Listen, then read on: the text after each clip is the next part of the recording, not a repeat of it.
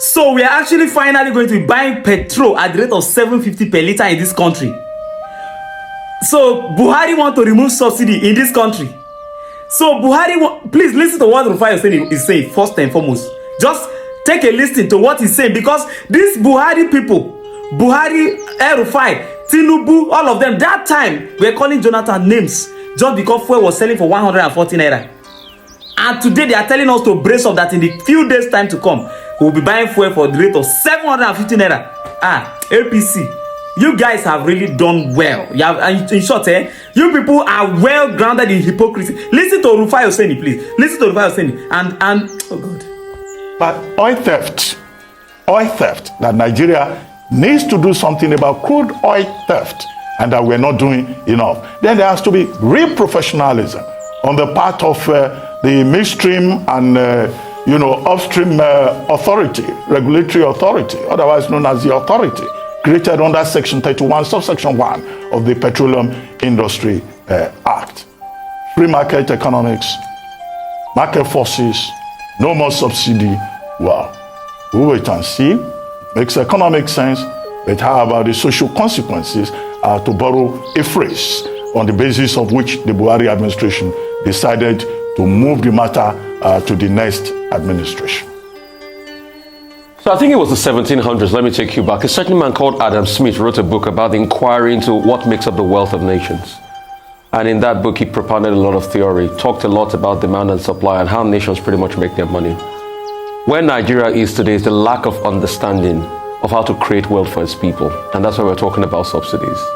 So how did the subsidy come about? I'll tell you how it came about. In the 70s, something happened. 73, Yom Kippur War happened.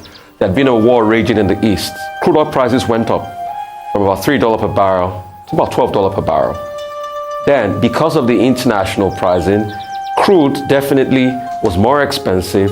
So the rebate on the refining of crude became a problem. So the government started subsidies and cushioning the effect for a lot of Nigerians.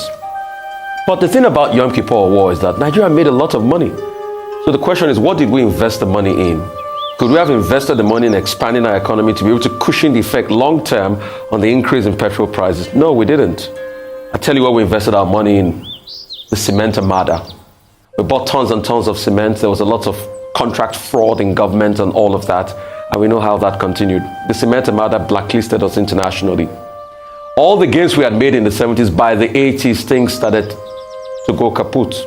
The economy was not good. 83, we all know what happened. From a thriving economy in the 70s because we didn't invest rightly, to an economy in the 80s that was already down on its knees. And Naira lost its value in 86. Then things continue from there. And that's the problem. In fact, only yesterday I was looking at a This Week magazine of the 80s that was talking about the push to remove subsidies on petrol. I said 80s, late 80s. So it's not today we've been talking about it.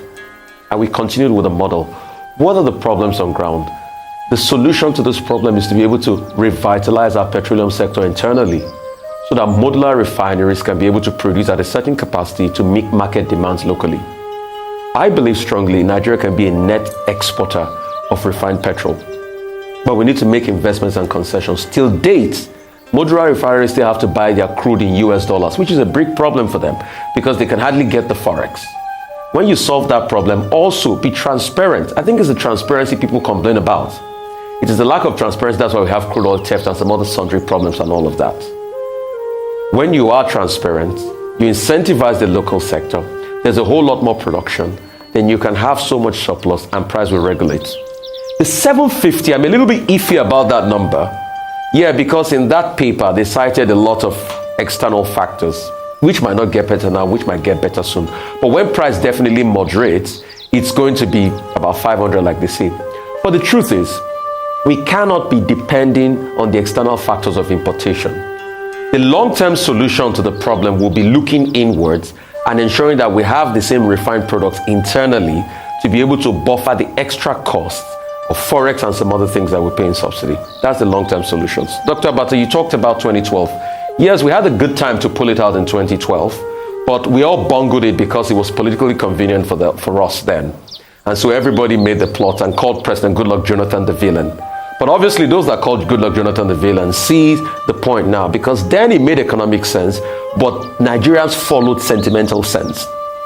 And the truth of the matter is, in logical, empirical conversations, we always make the mistake of following the biggest sentiment in the room, not the biggest logic in the room. So where we used to be over 10 years ago, where we shut down this country for the first 2 weeks on the 1st of from the 1st of January 2012 because of this same problem we've not been able to solve. That's what people call a scam. The long-term solution will be ensuring that we produce more oil within and be able to block the leakages and allow NNPC to be accountable to tell us how much they are even lifting every day and sort out the fiscal part. Then we can vitalize the economy and be net exporters. Moving on. The difference between Nigeria and reality of politics is as wide as the ocean. See, if you see the way politics is done in America, because I always like to use America as an example because I think we have a lot of similarities with America. We have the population, they have the population. Then our way of life is somehow similar to theirs. So I always like to use them as an example. I know they are like ahead of us in everything, but if you check Nigerian constitution, many of the things, the templates inside that was used to draft the Nigerian constitution was drawn from the American constitution. So that's to tell you that Nigeria tried to portray the kind of democracy and government, laws that America, practice. So that's why most of the time I like to use them as an example when I talk about Nigeria. If you want to understand what politics is very well, study American politics. Look at when Donald Trump was campaigning. He was hitting it hard that he didn't like that Obamacare program. And immediately he won, he removed it. Not minding what the implication will be, but he made provision for the shortages.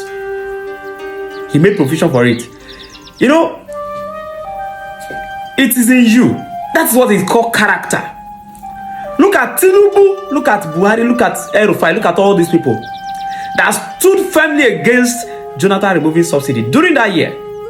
Today, they are the ones propagating it into the system and pushing it to the people. Hypocrisy at the highest level. But tomorrow they will come out to tell you that they mean well for you. The same people who campaigned with 4 years with 4 years, that's like 7 years ago. 4 years with 4 years, 4 years with 4 years. In 7 years later, they are still campaigning with 4 years with 4 years. And when they were making this campaign, the people who they were making that promises to was at home from strike. May God have mercy on a lying lips. Let me tell you something. If you voted for APC this time around, you should